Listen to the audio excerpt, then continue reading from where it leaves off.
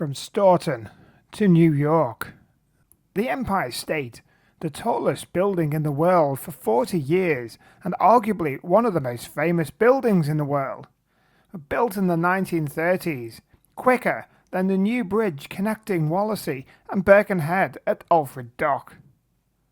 We spoke about this last week as part of the Wirral literally is embedded in the foundations of the Empire State itself.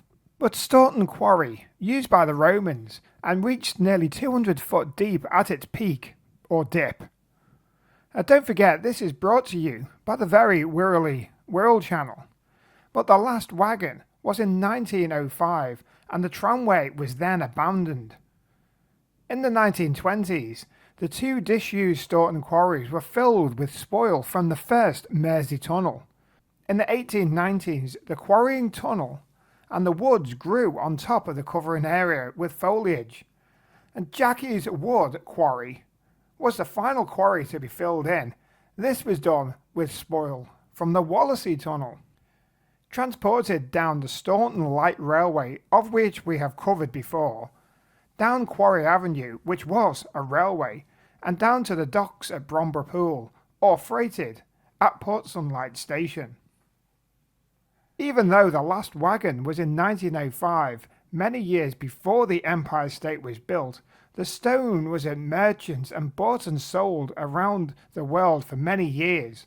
Many other buildings have used this stone to be built, including Birkenhead Town Hall, Lever House at Lever Brothers, and further afield at Lime Street over in Liverpool. But none so far as famous as the Empire State Building.